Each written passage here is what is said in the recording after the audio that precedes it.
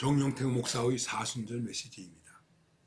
사순절이 하루하루 지나가고 있습니다. 여러분, 정말 우리들이 주님의 고난에 어떻게 동참하고 있는지 우리 스스로를 살피면서 오늘의 말씀을 함께 나누겠습니다. 사도행전 12장 1절에서 5절 말씀입니다. 그리고 찬양은 346장 주 예수 우리 구하려 하는 찬양이 되겠습니다. 그때에 헤롯 왕이 손을 들어 교회 중에서 몇 사람을 해하려 하여 요한의 형제 야고보를 칼로 죽이니 유대인들이 이 일을 기뻐하는 것을 보고 베드로도 잡으려 할세 때는 무교절 기간이라. 잡음에 옥에 가두어 군인 넷씩인 네패에게 맡겨 지키고 6월절 후에 백성 앞에 끌어내고자 하더라. 이에 베드로는 옥에 갇혔고 교회는 그를 위하여 간절히 하나님께 기도하더라. 스데반이 순교당했습니다. 그 다음에 이제 바울이 회개했습니다. 복음이 퍼져나가게 되었습니다.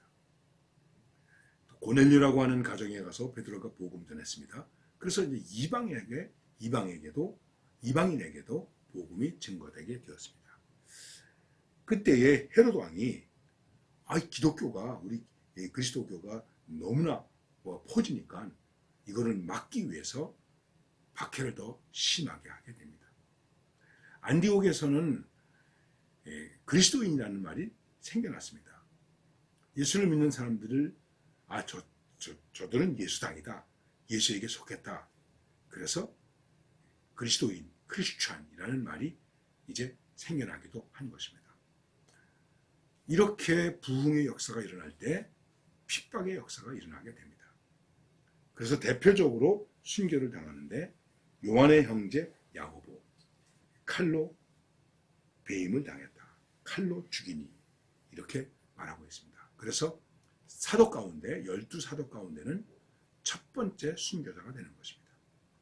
꼭 사도냐 평신도냐를 구분할 것은 없지만 어쨌든 평신도로서는 스데반이 첫 순교자, 사도로서는 요한의 형제 야고보, 이 사람이 첫 순교자가 되는 것입니다.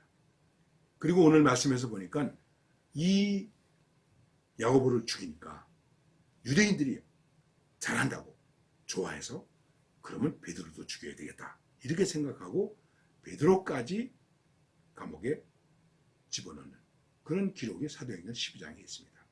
자, 그런데 우리가 우리의 이성으로는 잘 이해가 되지 않는 게 베드로는 하나님께서 그 감옥에서 꺼내서 살게 해주셨어요. 그런데 야고보는 칼로 배임을 당했습니다. 죽임을 당했습니다. 아니, 기왕이면 베드로도 살려주셨으니까 야고보도 좀 살려주시지. 우리가 인간적인 생각으로는 그렇게 생각할 수 있을 것입니다. 그런데 베드로는 살려주시고 야고보는 살았습니다. 하나님의 깊은 섭리가 어디에 있는지 우리가 가지고 있는 지식으로는 측량하기가 매우 어렵습니다.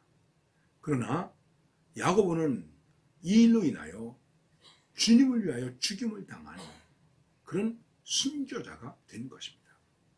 잘 아시는 대로 요한과 야고보는 형제인데 성격이 급했습니다. 보아녹의 우레의 아들이라고 하는 그런 별명을 가졌습니다. 그리고 주님 앞에 와서 그의 어머니가 주님의 나라에 임하실 때에 하나는 우편에 하나는 좌편에 앉게 해주세요.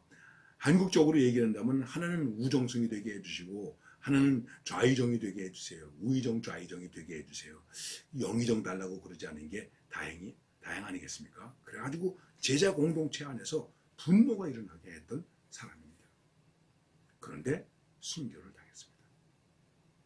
하나님의 사람으로서 하나님의 종으로서 최고의 영광을 갖게 된 것이죠.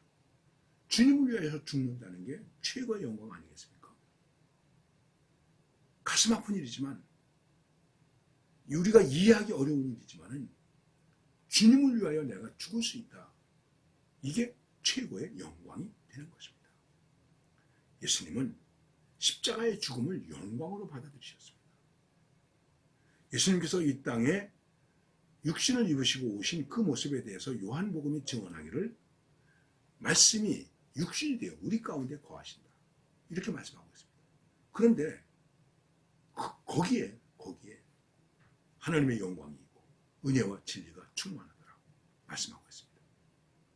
여러분, 이 말씀을 조금 돌려서 예수님이 탄생하신 마곡간, 짐승들이 있고 짐승들의 똥냄새가 나고 그렇지 않습니까?